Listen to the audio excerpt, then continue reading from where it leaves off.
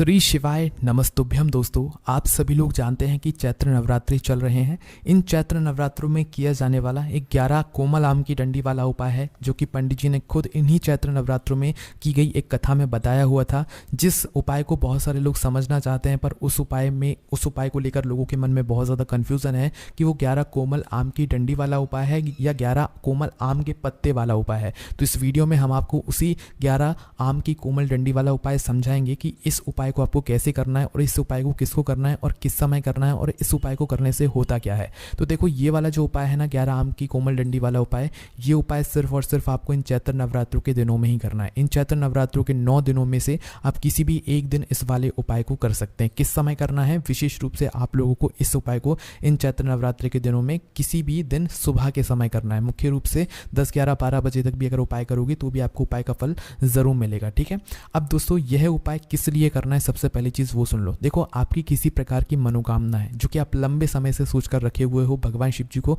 अगर आप प्रसन्न करना चाहते हो तो आप लोग ये वाला उपाय कर सकते हो। विशेष रूप से अगर आप पूछो तो ये उपाय उन लोगों के लिए होगा जो कि धन से जुड़ी हुई समस्या को लेकर जूझ रहे होंगे। जैसे आपने किसी को पैसा दिया और वो आपका पैसा लेकर भाग गया, या वो आपका पैसा नहीं वापस कर रहा है, या आपने किसी को पैसा उधार दिया, चाहे वो 10 रुपये हो, 100 रुपये हो, 1000, 2000, 20,000, कितना ही हो, लाखों में भी हो, तो भाई वो आपका पैसा वापस नहीं कर रहा है और वो आपका फ़ोन भी नहीं उठा रहा है, कुछ जवाब नहीं दे रहा है, तो भाई आप लोगों को ये वाला उपाय ज़रूर कर लेना चाहिए। आपको इस उपाय को करने का फल ज़रूर मिलेगा। ठीक है, अब इस उपाय को आपको अपनी मनोकामना पूर्ति के लिए भी आप कर सकते हैं, विशेष रूप से धन प्राप्ति के लिए, जो कि आपने किसी को पैसा दिया हो और वो आपका पैसा वापस ना कर रहा हो, तो आप ये उपाय इन चैत्र नवरात्रों के 9 दिनों में से किसी भी एक दिन सुबह के समय कर लेना, आपको इस उपाय का फल ज़रूर मिल जाएगा। ठीक है, तो इस उपाय में करना क्या है, देखो, उपाय का नाम क्या है, 11 आम की कोमल डंडी। तो इस उपाय में 11 आम के पत्ते नहीं चाहिए, 11 आम की कोमल डंडी चाहिए। जो उपाय को ध्यान से सुनेगा उसे समझ आएगा ये उपाय में पंडित जी ने 11 आम की कोमल डंडी बोला है, ना कि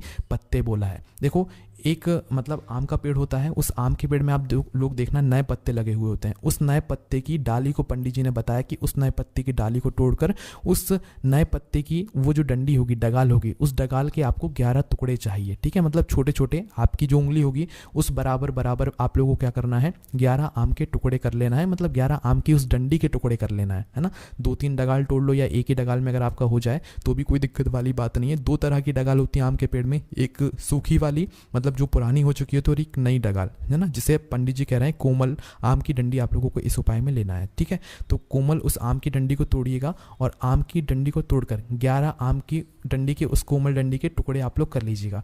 11 टुकड़े करने के बाद आप लोगों को क्या करना है कि उसी आम की कोमल डंडी के 11 टुकड़े करने के बाद आपको कच्चा सूत लेना है। क्या लोगे, कच्चा सूत। कच्चा सूत मतलब कच्चा धागा जो होता है वो लेना है ना। तो 11 आम की कोमल डंडी को लेकर आपको उनको एक साथ इकट्ठा कर लेना है और इकट्ठा करने के बाद आपको कच्चा सूत लेना है ना। उस कच्चे सूत से आपको इन डंडियों को बांध देना है, बीचों बीच से बांधना। और बांधना कितनी बार है, उस 11 कच्चे आम की डंडी को कच्चे सूत से आपको 11 बार लपेटना है। 11 ही आपने आम की कोमल डंडी ली हुई है, आम के पत्ते की, आम के पेड़ की। उसके बाद में इन्हीं डंडियों को आपको 11 बार कच्चे सूत से घुमाना है। 11 बार, जैसे एक बार घुमाया 1 बार हो गया, फिर दूसरी बार 2 बार हो गया, फिर तीसरी बार 3 बार हो गया, फिर चौथी बार 4 बार हो गया। इसी प्रकार से आपको कुल 11 बार कच्चे सूत से जो है आपको उन कोमल आम की डंडियों को बांधते जाना है। बांधने के बाद अब आप लोगों को क्या करना है कि आपको अपने साथ में शहद रखना है। क्या रखोगे, शहद, है ना, जो आपके घर में हो, शहद, जो शुद्ध वाला शहद हो, भगवान के पूजन कार्य वाला शहद हो, उस शहद को आपको अपने पास में या अपने साथ में रखना है। और इन चैत्र नवरात्रों के किसी भी दिन शुद्धता का विशेष रूप से ध्यान रख के सुबह सुबह आप भगवान शिव जी के जो आपके घर के आसपास जो मंदिर हो वहां पर आप लोगों को पहुंच जाना है। और अपने साथ में एक अच्छा सा रुमाल भी लेकर जाइएगा, क्योंकि इस उपाय में हमें रुमाल की आवश्यकता पड़ने वाली है ना। तो अपने साथ में एक रुमाल भी जरूर लेकर जाइएगा। अब जैसे ही आप उपाय को करने के लिए भगवान शिव जी के मंदिर में पहुंच जाते हैं, तो शिव जी के मंदिर में पहुंचकर सबसे पहले आप भगवान शिव जी के दर्शन कर लीजिएगा। और जो भी पूजन सामग्री से आप लोग भगवान शिव जी की पूजन अर्चना करना चाहते हैं, उस पूजन अर्चना को आप लोग पहले कर लीजिएगा। जैसे ही जल चढ़ाना चाहते हो, बेलपत्र, फूल, अबीर, गुलाल वगैरह जो भी चीज़ से आप पूजन अर्चना करना चाहते हो शिव जी की, पहले अपनी पूजन अर्चना कर लीजिएगा। जैसे ही आपकी पूजन अर्चना हो जाती है, उसके बाद में आप भगवान शिव जी के शिवलिंग के पास में बैठिएगा। और पास में बैठने के बाद अब आप लोगों को क्या करना है वो यहाँ पर आप लोग ध्यान से सुन लीजिएगा। ठीक है, तो देखिए, सबसे पहले आप जो अपने साथ में 11 आम की कोमल डंडी लेकर आए हुए हैं, इनको आपने कच्चे सूत से बांध ही लिया है 11 बार। अब 11 बार बांधने के बाद अगला जो आपका काम ये रहेगा कि आप जो अपने साथ में शहद लेकर आए हुए हैं उसे किसी एक पात्र में डाल लीजिएगा। और शहद को किसी पात्र में डालने के बाद क्या करना है, आपको डंडी की 2 साइड होंगी, है ना, 11 आम की कोमल डंडी की आपने बांधा है एक साथ, तो 2 साइड होंगी, एक इस साइड और एक इस साइड, ठीक है। तो कोई भी एक साइड लेना और उस एक साइड पर इस मतलब शहद को लगा देना, मतलब जिस पात्र में आपने लिया है उस पात्र के ऊपर इस एक साइड, कोई भी एक साइड जो है आप लोग रख देना, जिससे कि ये पूरी साइड जो है उस शहद में डूब जाएगी, ठीक है। उसके बाद में क्या करना है, आपको भगवान शिव जी की शिवलिंग के ऊपर एक माता अशोक सुंदरी जी का स्थान होता है जो कि जलाधारी के बिल्कुल बीचों बीच में होता है। उस जलाधारी के बिल्कुल बीचों बीच वाले स्थान पर आप लोगों को क्या करना है कि ये जो मतलब शहद वाला भाग है, डंडी पर जिस साइड आपने शहद लगाया हुआ है, जिस एक साइड पर आपने शहद लगाया हुआ है, वह शहद का भाग शिवलिंग की तरफ करके और फिर इस 11 डंडियों को जो है आप लोगों को माता अशोक सुंदरी जी वाले स्थान पर समर्पित कर देना है। बस शहद वाला भाग शिवलिंग की तरफ होना चाहिए, बाकी जिस तरफ आपने शहद नहीं लगाया है वह जलाधारी की तरफ पीछे की तरफ हो जाना चाहिए, ठीक है। इस बात का आप लोगों को ध्यान रखना है। जैसे ही आप लोग यह 11 आम की कोमल डंडी शिवलिंग की माता अशोक सुंदरी जी वाले स्थान पर चढ़ा देते हैं, तो उसके बाद में भगवान से आपको प्रार्थना करना है। आपने जिसको पैसा दिया होगा उसके लिए प्रार्थना करना है कि वो आपका पैसा वापस नहीं कर रहा है तो वो आपका पैसा वापस कर दे, या आपकी कोई मनोकामना हो तो भाई वो बोलना है। पर विशेष रूप से ये उपाय उन्हीं लोगों के लिए है जिन्होंने किसी को पैसा दिया था और वो पैसा वापस नहीं कर रहा है, तो इस उपाय को करने के बाद वो पैसा आपका खुद लौटा कर जाएगा, ठीक है। भले ही फ़ोन क्यों ना उठा रहा हो, भले ही कुछ भी क्यों ना कर रहा हो, ठीक है। तो आपको उसके नाम का स्मरण करके भगवान से बोलना है कि ये हमारा पैसा वापस नहीं कर रहा है, आपके आशीर्वाद से ये हमारा पैसा वापस कर दे, ठीक है। जैसे आप मनोकामना बोलते हैं उसके बाद में दोस्तों जो शहद आपने अभी अपनी डंडियों पर लगाया हुआ था, आपने इन 11 आम की डंडी की किसी एक साइड पर शहद लगाया हुआ है और इसे शिवलिंग पर माता अशोक सुंदरी जी वाले स्थान पर चढ़ाया हुआ है, ठीक है। तो उस भाग में से कुछ शहद का भाग आपको अपने उस रुमाल पर, भले ही एक बिंदी ही क्यों ना लगाओ, पर उसी डंडियों में से उस शहद को आप लोगों को लगा लेना है। पर कब लगाना है, जब आप इन 11 आम की डंडियों को शहद लगाकर माता अशोक सुंदरी जी वाले स्थान पर चढ़ा दो, उसके बाद ही में लगाना और भगवान से प्रार्थना कर लो। उसके बाद ही में आपको अपना रुमाल निकालना है और शहद का कुछ भाग जो है आप लोगों को उस रुमाल पर लगा लेना है।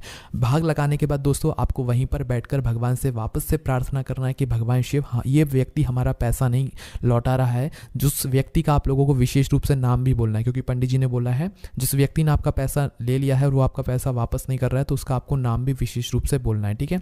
नाम बोलने के बाद आप लोगों को क्या करना है, भगवान से वापस से प्रार्थना कर लेना है कि वो आपका पैसा जल्द से जल्द वापस कर दे। जैसे ही आप प्रार्थना करते हैं भाई, उस रुमाल को आप अपने साथ में रखना, भगवान शिव जी को आशीर्वाद लेकर, भगवान शिव जी को धूप देकर वहां से उठ जाना और अपने घर पर आ जाना। अब इस रुमाल में भगवान शिव जी का आशीर्वाद आपको मिल जाएगा। इस रुमाल को जब तक आप अपने पास में रखेंगे तो निश्चित सी बात है कि जिस व्यक्ति ने आपका पैसा लिया होगा उस व्यक्ति का खुद सामने से फोन आएगा, वह व्यक्ति खुद आपको खुद उसका मतलब आप उसने आपसे जो पैसा लिया होगा वो आपको लौटा कर जाएगा, ठीक है। बस उपाय को करते समय इन सभी बातों का ध्यान रखिएगा जो कि हमने आपको यहाँ पर इस वीडियो में इस उपाय में बताई हुई है, ठीक है। इस रुमाल को आप अपने साथ में हमेशा रखिएगा भगवान शिव जी का आशीर्वाद समझते हुए, ठीक है।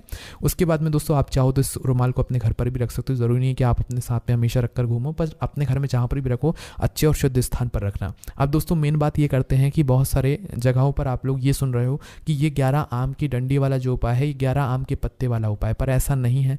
पंडित जी ने खुद बोला हुआ है कि ये 11 आम के मतलब पत्ते नहीं है, 11 आम की कोमल डंडी है। कोमल से मतलब लोगों ने समझ लिया कि वे पत्ते होंगे, पर पत्ते नहीं। कोमल डंडी का मतलब वो होता है कि भाई कोई एक डगाल है उस पेड़ की और उस डगाल पर जो है नए पत्ते लगे हुए हैं, तो उस नए पत्ते में जो डगाल होती है वो कोमल डंडी होती है, मतलब नई डंडी होती है, ठीक है। तो वही पंडित जी का तात्पर्य था कि भाई 11 आम की कोमल डंडी वाली डगाल आपको तोड़ना है और उस डगाल में से 11 उस आम की डंडी के टुकड़े कर लेना है। उसके बाद में उसको जो है कच्चे सूत से लपेटना है, वो भी 11 बार। उसके बाद में अपने साथ में शहद रखकर शिव जी के मंदिर पहुंचकर और उस डंडियों का कोई भी एक साइड शहद में भिगोकर इसे माता अशोक सुंदरी जी वाले स्थान पर मतलब जलाधारी के बिल्कुल बीचों बीच में आपको समर्पित कर देना है।